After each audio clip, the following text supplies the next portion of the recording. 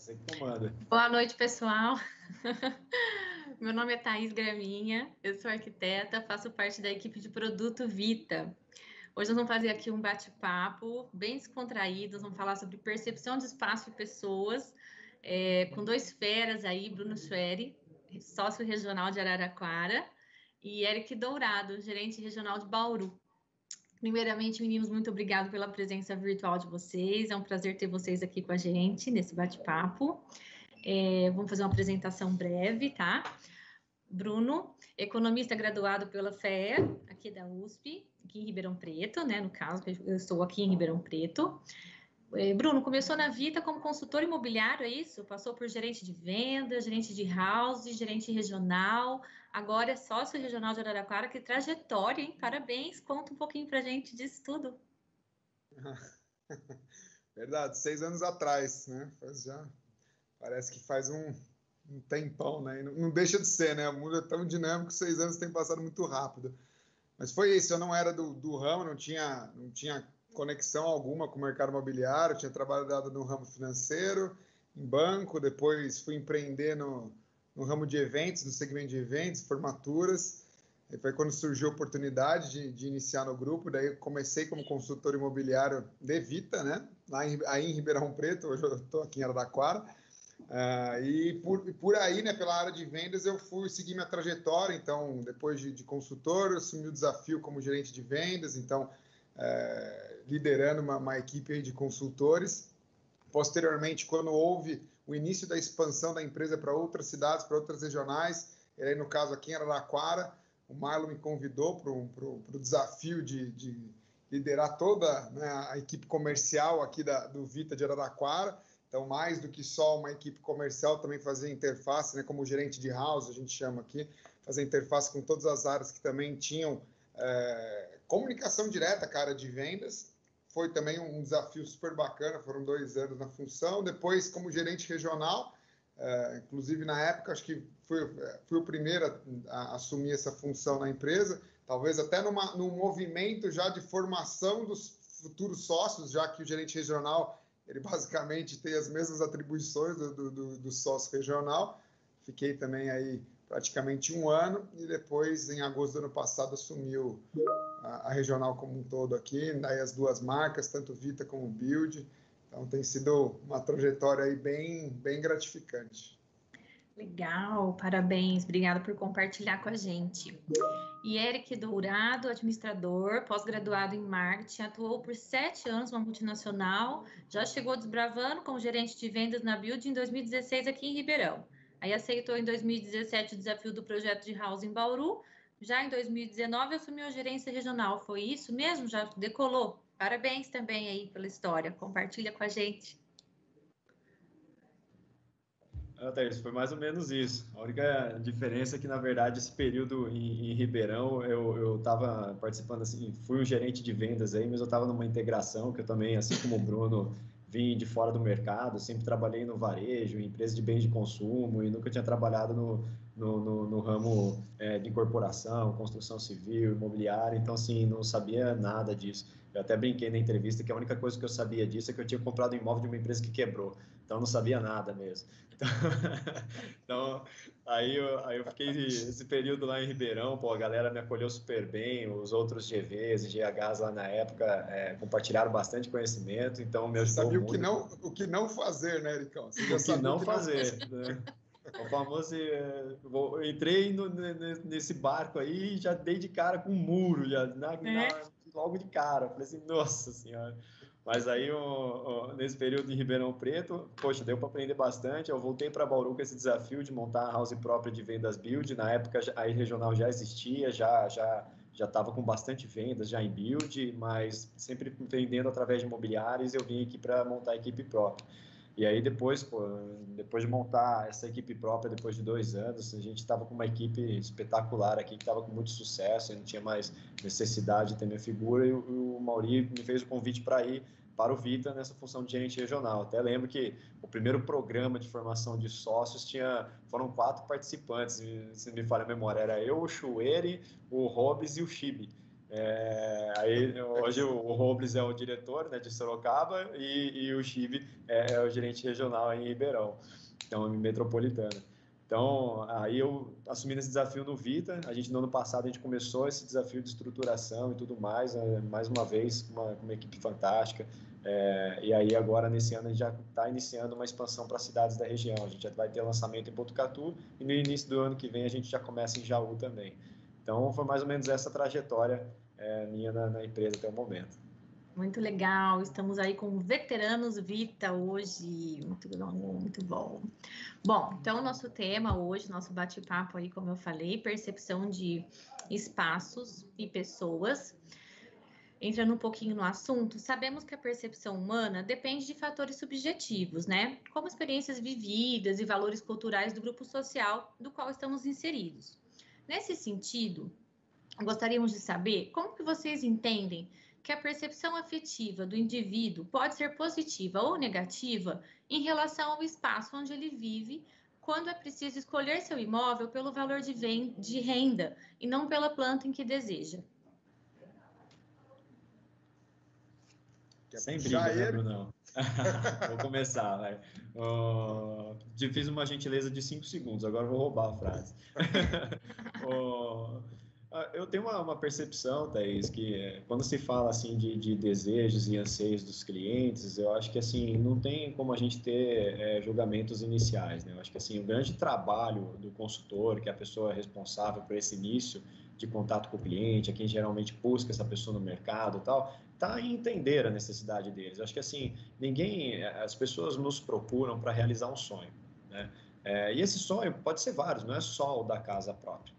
Né? Então, tem muita coisa que vem nessa bagagem, já que você falou da parte afetiva, vem muita bagagem emocional, que eu estava até ouvindo um pouco antes, na outra palestra anterior, que o Zé Vitor estava comentando. É o maior bem que essas pessoas vão comprar, entendeu? Hoje, um dos bens mais caros, mais difíceis de se adquirir é o imóvel.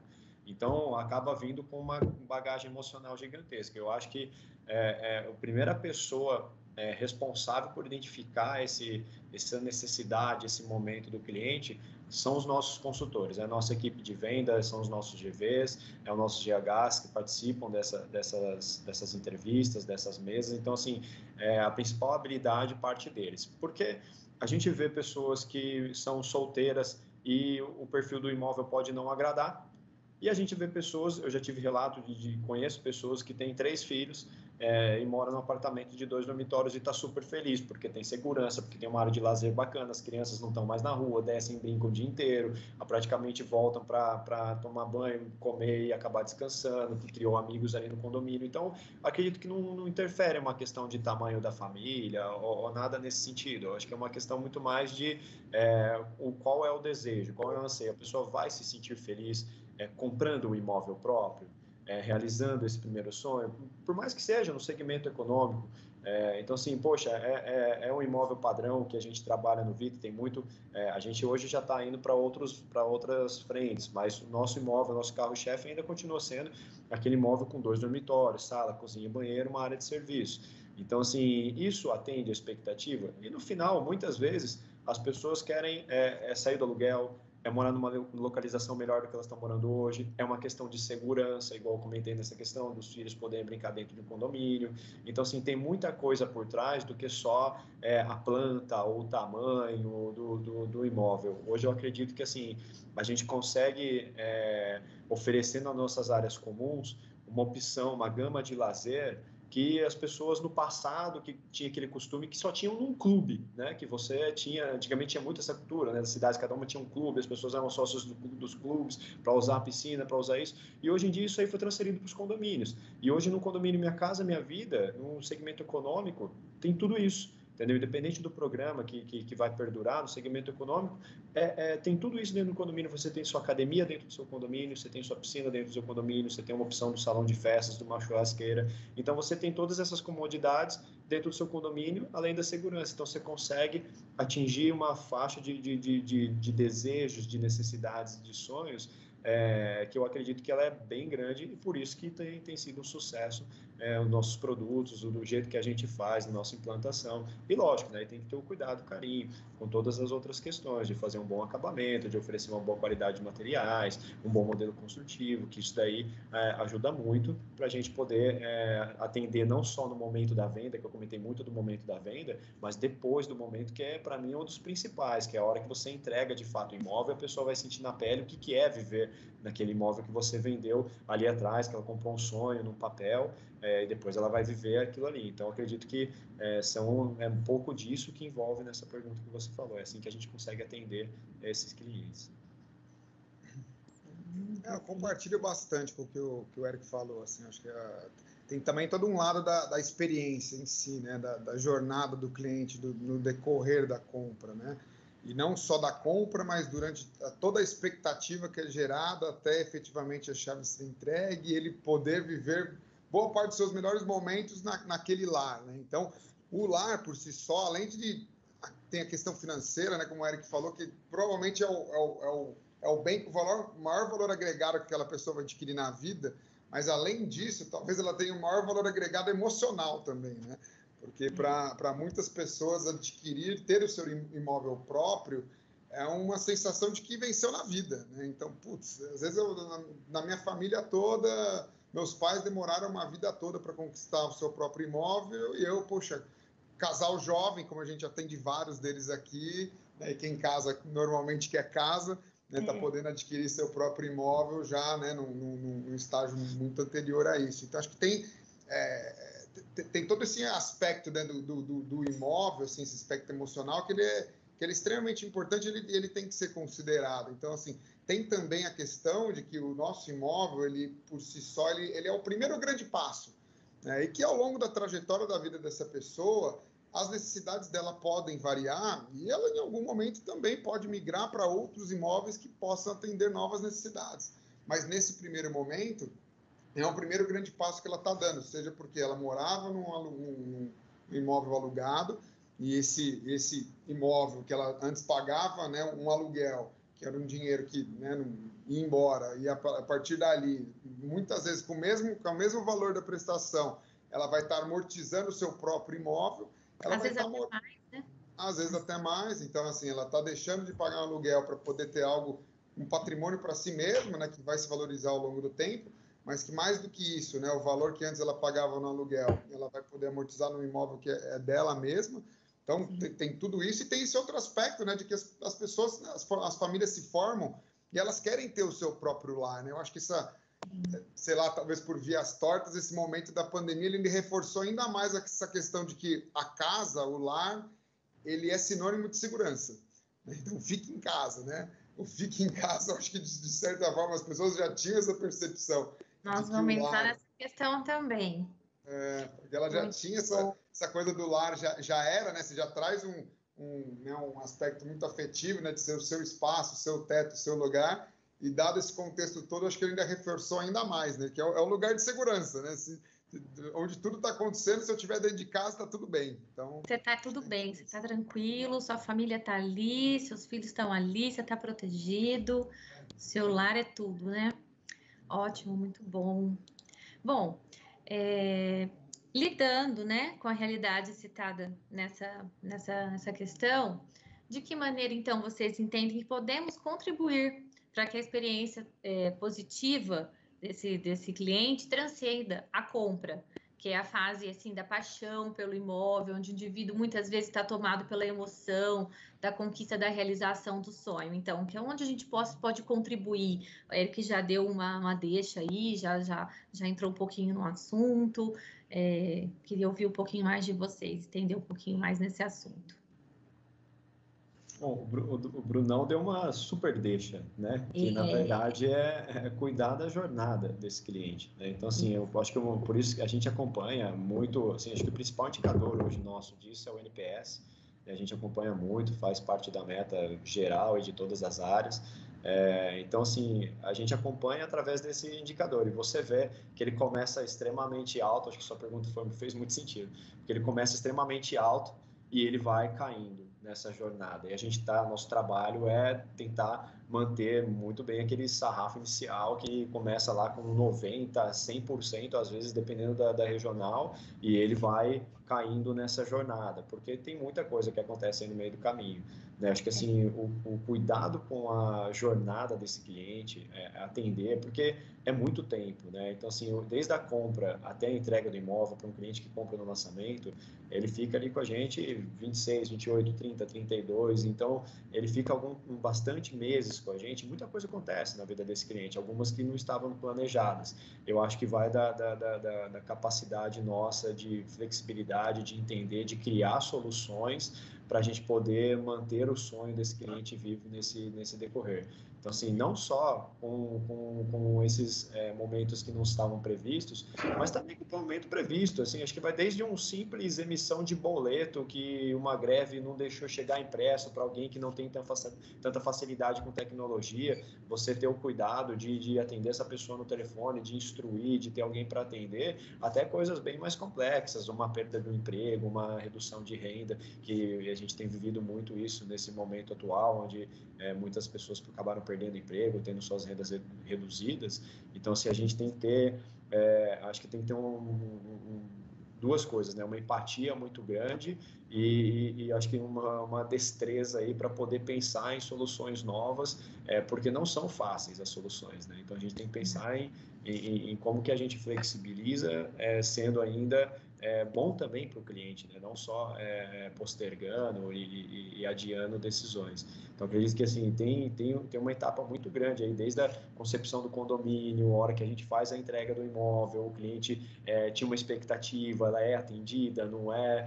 Então, assim, tem muitas coisas que são envolvidas nesse meio do caminho que precisam ser cuidadas, não só na parte financeira, mas na parte de construção, na parte do relacionamento. Eu acredito que assim, a resposta dessa pergunta é olhar a jornada do cliente. Primeiro, conhecer a jornada desse cliente, saber por todos os pontos que ele passa e criar meios de acompanhar, de mensurar, de estar próximo desse cliente.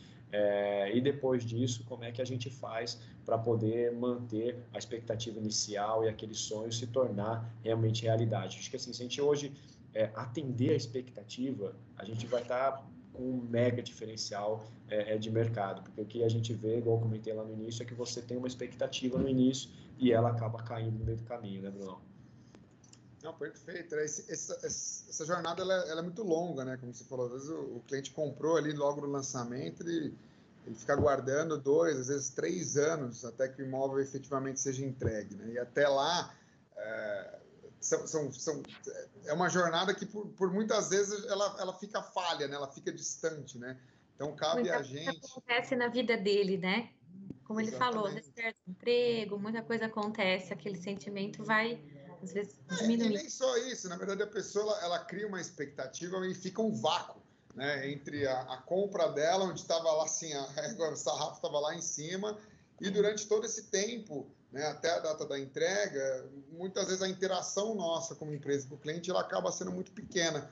Então a gente mapear esse ciclo todo e dentro dos marcos que já existem, a gente tentar proporcionar uma experiência cada vez melhor, como muitas vezes também criar novas fases de interação para que esse cliente ele se sinta parte disso, né?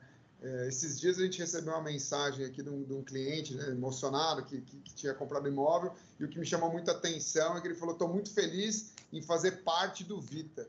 Então, assim, era muito mais do que comprar o imóvel do Vita, é fazer parte do Vita. Assim. Então, assim, isso é excepcional. Então, você sentiu que ela tinha toda uma realização de um sonho de ela ter o próprio imóvel, mas também, né, uma percepção de que, puxa, fazer parte disso tudo também, para mim, tem valor, faz sentido. Então, acho que a gente cuidar muito bem dessa experiência de ponta a ponta e olhando para dentro também, a gente reforçar cada vez mais a cultura, né, dentro dos colaboradores, centrada no cliente. Então, todo mundo se apropriar de que o problema do cliente, independente de qual seja, é problema seu também. Então, acho que a gente tem que estar reforçando isso em todos os momentos dessa trajetória, né? Inclusive nos momentos que, em tese, o cliente poderia estar insatisfeito, como um chamado de assistência técnica, e nesse momento ele se tornar um promotor, né? Porque o problema ele vai existir. todo instante. Agora é muito mais como a gente reage a ele e como a gente conduz isso junto com o nosso cliente. Então, acho que a gente tem um trabalho enorme e árduo, né? Mas a partir do momento, acho que todo mundo na empresa se imbuir, né, dessa cultura, né, do centrado no cliente, eu tenho certeza que a gente vai estar num crescimento muito sustentável, até porque esses clientes, por mais que, né, você ouve muito, né, puxa, no Minha Casa Minha Vida, a pessoa vai comprar o seu primeiro imóvel e muitas vezes vai ser o primeiro e único imóvel da vida. Então, não é uma compra recorrente, né? Não é o cliente que ele vai estar comprando vários outros imóveis conosco. Ok, pode ser que seja de fato o único imóvel que ele compre conosco, mas ele tem uma rede de relacionamentos muito grande. Sim. Que ele vai poder indicar, né, os nossos imóveis para essas pessoas e isso formar, né, um ciclo muito mais orgânico e sustentável de crescimento da empresa. Então, assim, quando você olha por um aspecto muito mais amplo, né, é um jogo de ganha-ganha para todo mundo. Com certeza.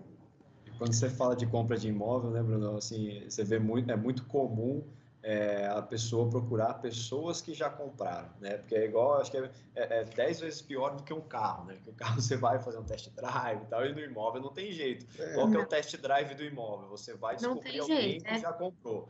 Então, assim, aí... Exatamente, a indicação. Então, cuidar muito bem desse cliente após a entrega não é igual o Bruno falou, é um imóvel. A pessoa vai morar, se não a vida toda, 10, 15, 30 anos nesse imóvel, é uma relação de longo prazo, né? E aí você comentou até a questão da assistência técnica. Nesses dias, acho que foi na semana passada, a gente recebeu um RPS 10 na assistência técnica, que eu até comentei, pessoal, 10 na assistência técnica vale 11, porque é no momento que alguma coisa que não estava prevista aconteceu. Então, e o cliente ficou satisfeito, sabe, com o retorno que teve. Então, foi muito bem atendido, não só na resolução do problema, mas acho que no tato, no contato, na empatia. Acho que é um conjunto todo de algo que não estava previsto. A pessoa foi ágil, foi empática, foi competente, então conseguiu fazer muito bem feito. Então, poxa, foi... Aí, sabe, que é o algo a mais, assim, né? Até desculpa até te interromper, mas e daí quando você percebe quando a gente isso, né, tá internalizado, quando de fato as pessoas se apropriam disso e começam a tomar iniciativas porque você atender uma demanda de assistência técnica, acho que é obrigação, né? Assim, você não faz mais do que sua obrigação.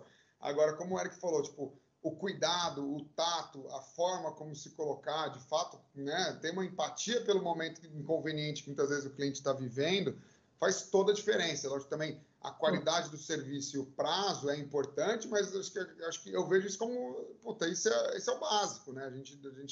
Isso é o que já se espera. Agora, o além disso, o algo a mais é que faz toda a diferença. Esses dias mesmo, assim, né? Tipo, vou usar um outro exemplo, mas é legal para a gente ver que dá algo mais palpável, né?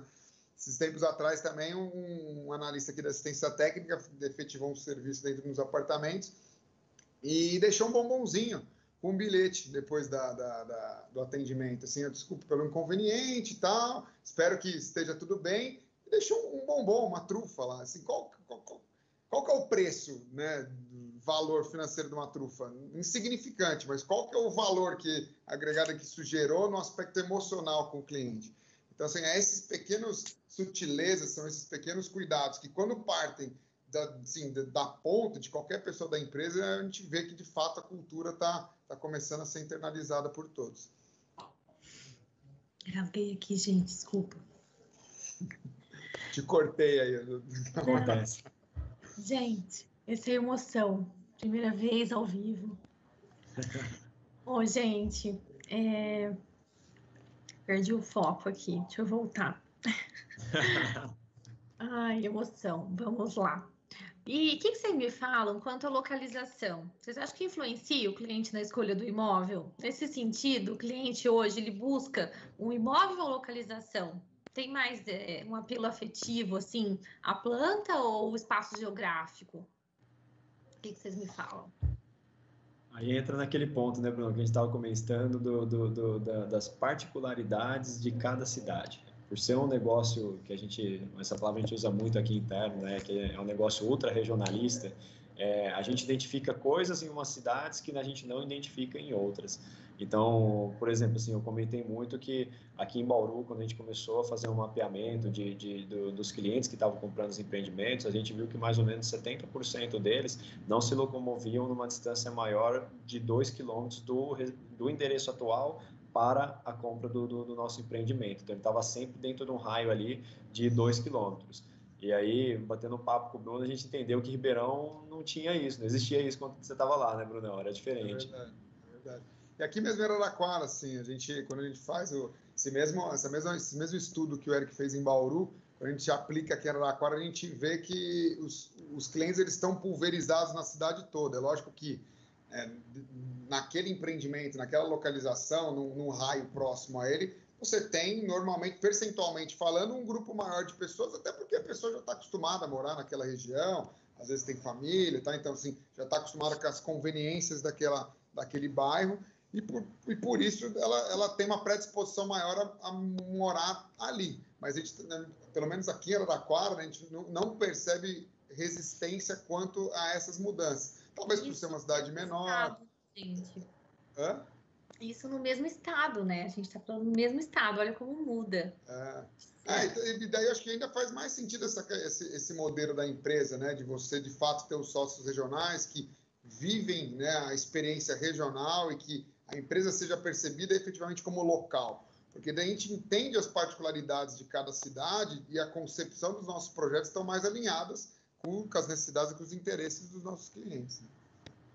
Mas para não ser tão vazio até nas respostas, eu acho que assim, esse cliente está procurando muito mais o imóvel dele, o lar dele, do que uma localização inicialmente. Logicamente que ele tem uma prioridade nisso, né, de sair do aluguel, de ter um imóvel próprio, de começar uma vida no lar dele, de ter aquela primeira conquista, e logicamente que aí ele vai começar a avaliar quais são os itens de lazer, qual é a localização, qual a qualidade da empresa, qual é o fluxo de pagamento, mas acho que essa primeira questão, ela é, acho que, prioritária, sabe? Também acho. Engraçado como que eu tava, enquanto vocês falavam assim, vocês me desculpam, viu, gente? Eu acho que foi o ar aqui, um pouco da emoção. Eu dei uma engasgadinha, tudo bem ao vivo, todo mundo vendo, mas se não der uma gafe, não sou eu, tá? Mas como muda, você vê dentro do mesmo estado, né? Tem um perfil diferente, né? Do cliente que ali em Araraquara tem um perfil, outro perfil em Bauru. E falando em perfil de cliente, vocês notaram alguma mudança nesse perfil ao longo dos últimos anos? Vocês esperam alguma mudança para o futuro dos clientes, assim, nos últimos 10 anos, por exemplo? Quando a gente olha, não sei, vou puxar essa aqui, Ericão. Por favor. Quando a gente olha, pelo menos quando a gente olha no retrovisor, né, quando a gente olha o histórico, vamos falar aí de 5 anos para cá, pelo menos a gente teve poucas mudanças, pelo menos no perfil socioeconômico, assim, no perfil mais óbvio, né, de idade, de estado civil, de renda. Então, assim, a gente percebe pouca oscilação nesse sentido. E talvez, eu vejo que talvez ao longo do tempo possam existir mudanças de comportamento, mudanças de interesses, mas o perfil em si, talvez ele não mude tanto, daí é uma percepção pessoal, muito por conta do contexto também socioeconômico que o país está inserido, né? A gente tem um déficit habitacional gigantesco, que o funding, né, que fomenta as habitações populares, né, as habitações no segmento econômico, ele sequer é suficiente para compor metade das novas famílias que são formadas anualmente, né? Então, você tem uma soma de déficit habitacional com demanda habitacional, ou seja, anualmente, né, você forma mais famílias do que a gente consegue ofertar de imóveis, assim como também tem mais famílias em déficit habitacional, ou seja, com ônus excessivo de aluguel ou morando em condições precárias que gostariam de estar num outro imóvel, e a gente sequer consegue ofertar isso, né? Muito por uma questão hoje de funding, né? Então, eu olho assim, pensando aí no médio e longo prazo, talvez mude um pouco o comportamento, pode ser que mude um pouco os interesses. Então, na hora do processo decisório de compra do cliente, ele possa levar outras coisas em consideração que ele não necessariamente levou até então, mas o perfil em si, eu acredito que ele ainda deva se manter similar por um tempo, muito por conta do contexto mais econômico, mais socioeconômico do país. E a gente não tem nenhuma grande pesquisa aqui para compartilhar, né, Bruno, para contextualizar isso, mas assim, a gente está sempre utilizando alguns exemplos nesse caso aí, e nesse caso eu ouvi você falando meio que a carapuça me serviu, né? Porque eu lembro assim, poxa, há 11, 12 anos atrás, eu tinha a renda do cliente que eu vendo hoje, eu estava comprando, na época era no início ali do programa, acho que era 10 anos atrás, estava comprando um produto do Minha Casa Minha Vida naquela época, com o mesmo preço do que eu vendo hoje, com a mesma renda que eu atendo meu cliente hoje. Então, assim, você está falando de um cenário aí de 10 anos, onde eu atendo o mesmo cliente que era o meu perfil 10 anos atrás. Então, assim, eu acredito que, por mais que é um exemplo isolado e não dá para levar como parâmetro, mas acredito que é isso que acaba acontecendo mesmo. Assim, você vê os imóveis, eles não mudaram praticamente de preço, a renda para adquirir esse imóvel também não mudou consequentemente, e é o que o Bruno comentou, e o déficit habitacional só aumentou nesse período, porque aumenta uma velocidade maior do que a gente consegue atender. Então, é bem isso que o Bruno comentou mesmo. Então, para fechar, entendem que a percepção de espaço do cliente foi afetada durante a quarentena? Eu acho que, se quiser, pode iniciar, Bruno, pode mandar bala. Não, pode falar. Eu acho que, assim, além da questão espacial dele, eu acho que mudou muito mais do que isso, né? Acho que além de uma demanda, de um trabalho em casa, ou permanecer, acho que uma das palavras que a gente mais escutou nos últimos tempos é o fique em casa, né? Então, assim, além disso, dele ver o lar dele de uma outra forma, a gente frequentava menos o nosso lar, né? A gente ficava muito mais tempo na rua, no nosso trabalho, ou em reuniões externas, do que na nossa casa. Praticamente isso mudou muito nos últimos tempos para a maioria das pessoas. Mas acho que além disso, criou outras demandas, né? Por exemplo, assim, por algum momento né, nessa pandemia você não conseguia nem achar um lugar para almoçar fora da sua casa, né? Então você aqui no interior, falando só do mercado do interior, a gente tem uma facilidade de trânsito e tudo mais, que ainda não é tão complexa igual São Paulo, Campinas já sofre também, então assim, já é um pouco mais tranquilo, então a pessoa consegue, se ela quiser, almoçar na casa dela, mas por um momento, pela facilidade, ela almoçava na rua e se virava e agilizava, por um momento ela não conseguiu mais fazer isso, então ela teve que voltar para casa dela, e ela começou a repensar não só o espaço pela convivência, pelo home office, pela necessidade de um escritório, mas a necessidade de uma cozinha mais bem preparada, de uma sala mais agradável. Então, assim, as pessoas começaram acho que assim, a ver o lar de uma forma diferente. E não só o espaço, eu acho que a utilização do lar, a forma como a gente se dá com o lar, acho que isso mudou bastante. Nesse período aí de pandemia, mudou bastante nossa forma de trabalhar, de atuar. E vou mais longe, tá? Acho que nem só a percepção ao lar. Eu tenho visto muito as pessoas terem uma mudança até de formas de economia.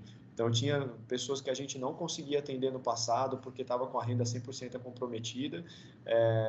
E aí, por um momento, por uma necessidade, não consigo mais almoçar na rua, preciso almoçar na minha casa. Não preciso mais sair de casa, agora eu tenho a oportunidade de trabalhar na minha casa. E isso gerou uma economia, seja de um restaurante, que você se alimentar fora da tua casa é mais caro, ou uma questão de economia de combustível, ou até uma não necessidade de ter um imóvel, ou de ter um automóvel próprio. E com isso eu vi pessoas que estavam sem condições de compra do imóvel passarem a ter. Então, em algum momento, essas pessoas voltaram para conversar com a gente, pessoas que a gente tinha atendido lá no ano passado, no início desse ano, antes de acontecer qualquer coisa em relação ao corona. E aí elas voltaram e falaram, poxa, é meio que uma educação financeira forçada, enxergou a oportunidade, abraçou e falou, agora eu consigo, acho que dá para mim. Então, acho que foi muito maior do que só uma percepção do lar, mas uma percepção de vida, de financeiro e de vários outros fatores também. Mudou bastante. Eu acredito que a gente vai ficar tirando, logicamente, toda a parte complexa, né, desse momento, perdas e tudo mais que aconteceu. Acho que tem muito legado positivo também que a gente vai ficar desse ano de 2020, desse momento que a gente nunca tinha passado. Aí, acho que tem muita coisa positiva que vai ficar de legado para muito tempo para a gente. Certeza. Perfeito. Acho que é engraçado, né, essa questão assim dessa educação financeira forçada, né? Acho que isso foi bem perceptível mesmo, né? As pessoas que muitas vezes entendiam que não seria possível, né? Porque já tinha um orçamento super enxuto, e o brasileiro por si só, culturalmente falando, ele não tem o costume da poupança, né?